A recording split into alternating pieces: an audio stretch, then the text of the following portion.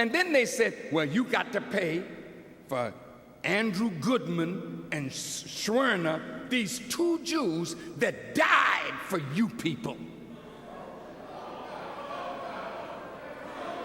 You ever notice how when they want to tell you how they suffered, they will always bring up Andrew Goodman and Schwerner? Well, let me tell you what Goodman said. Listen to Goodman. Quote, "It is true that the white man, and by this I mean Christian civilization in general, has proved himself to be the most depraved devil imaginable in his attitude toward the Negro race." This is what Andrew Goodman said. The source and cause of this need for reaction can be attributed to white contempt and neglect. The historical contempt that the white race held for the Negroes has created a group of rootless, degraded people. That's you. The current neglect of the problem can only irritate this deplorable state of affairs. The black Muslims should constitute a warning to our society, a warning that must be heeded if we are to preserve the society. The road to freedom must be uphill, even if it is arduous and frustrating. A people must have dignity and identity. If they can't do it peacefully, they will do it defensively. This is Andrew Goodman. He wasn't raised as a Jew. Neither was Schwerner. Guess what? They were raised as secular humanists. Now, how many of you are socialists? Don't raise your hand. How many of you are communists? How many of you are capitalists? The Jews gave those philosophies to the world.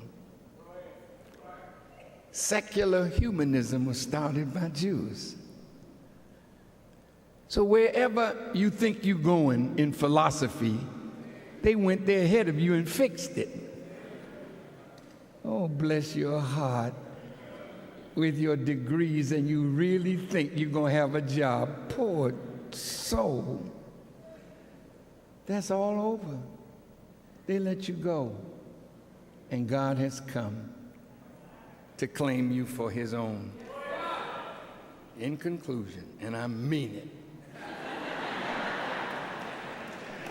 and I mean it, in conclusion,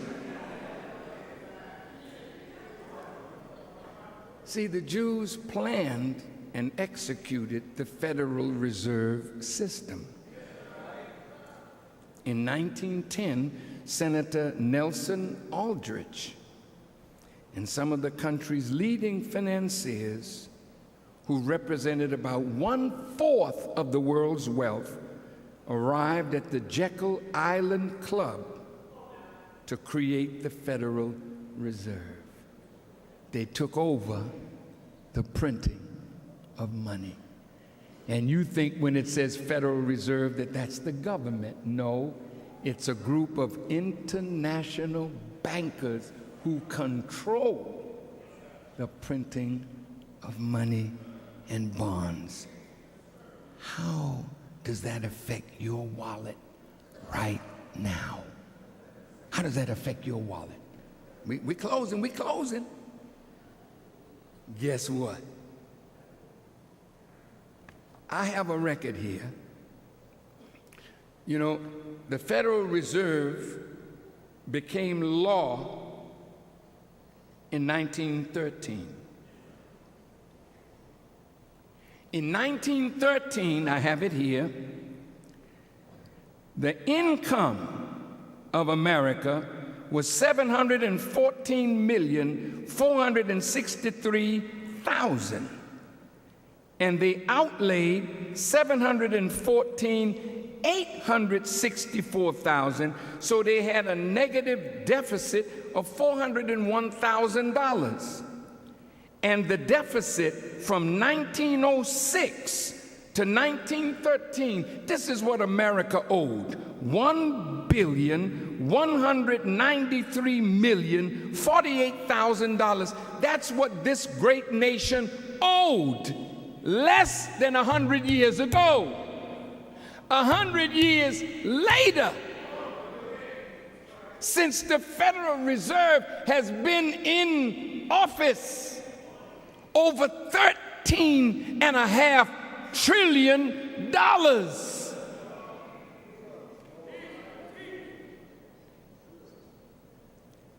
So you see, guess what? See, you was the sharecropper. You never got finished paying. So you had to stay on the plantation. America's in that shape right now. She cannot pay the interest on her debt. She is not paying down the principal. Who got her? The international bankers, the synagogue of Satan. America's sovereignty is all but destroyed because they want one world where they control the wealth of all the nations of the earth, and they've almost done it. But a few weeks ago, Zbigniew Brzezinski, the former security man under, which president was it? Jimmy Carter.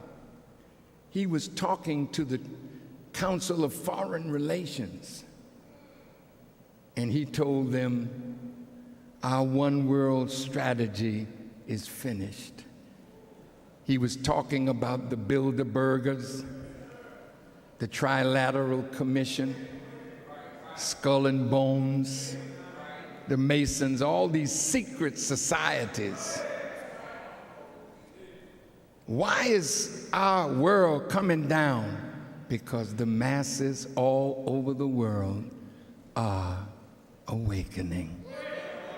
Respite me till the day when they are raised, and now his world is coming down.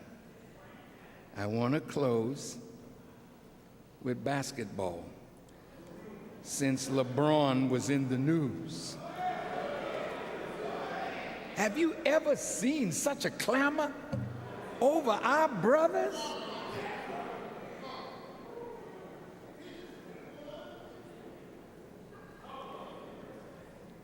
Did you hear how the owner of the Cleveland Cavaliers talked about poor brother like he betrayed Cleveland by moving somewhere else? But guess what? We did the research. Let's look at who the commissioners of sports are. You still on the plantation. Let me show you. David Stern, Jewish, National Basketball Association Commissioner. Maurice Podoloff, the first president of the NBA. Bud Selig, Major League Baseball Commissioner. Gary Bettman, National Hockey League Commissioner. Mark Cohon, Canada, Canadian Football League Commissioner. Don Garber, Major League Soccer Commissioner. Sidney Halter, the first commissioner of the Canadian football field. Now, Leslie Alexander, Jewish, owns the Houston Rockets. Mickey Arison is the owner of the Miami Heat. Miami Heat. Is that where LeBron is?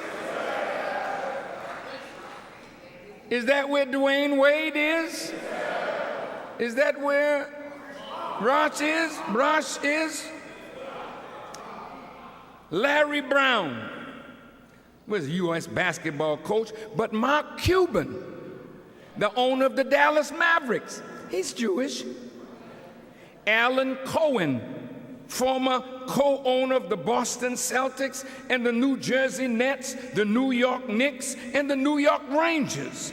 William Davidson, principal owner of the Detroit Pistons of the NBA, the Detroit Shark of the WNBA. Dan Gilbert, owner of the Cleveland Cavaliers. Now listen. You know, there's some plantations, if you go to, they treat you better.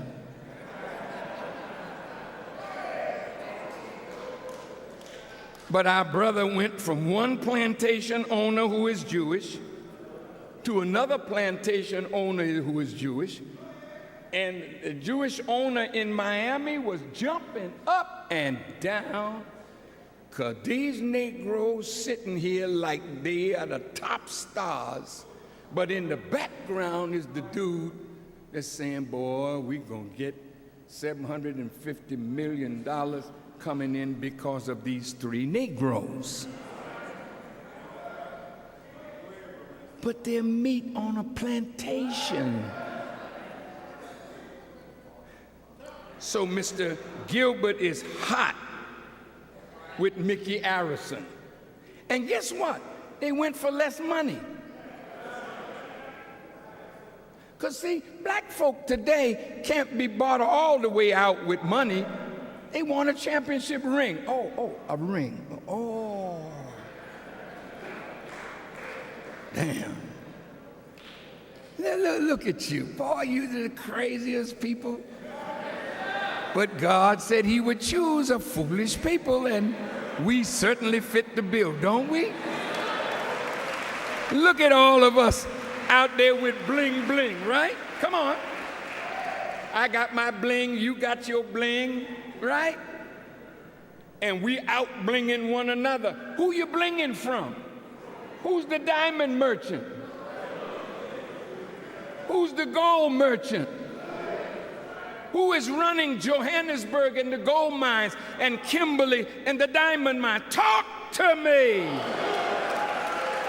That's why in the name jewelry is the name Jew, because they run the industry. Oh, you can get it at Kay's.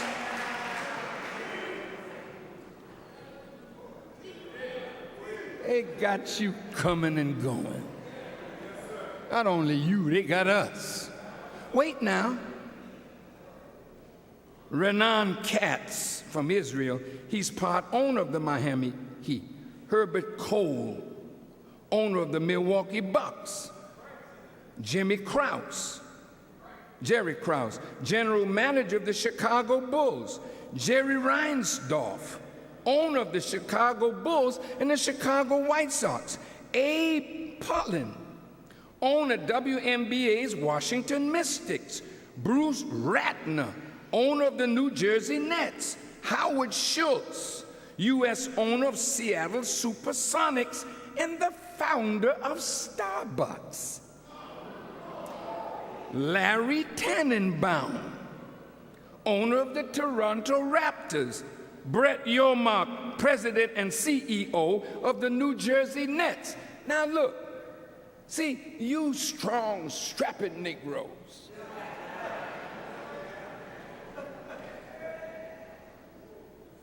you Negroes that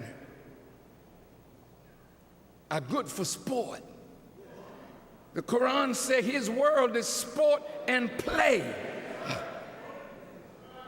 And every time you play, he gets rich. Every time you sport, he gets rich.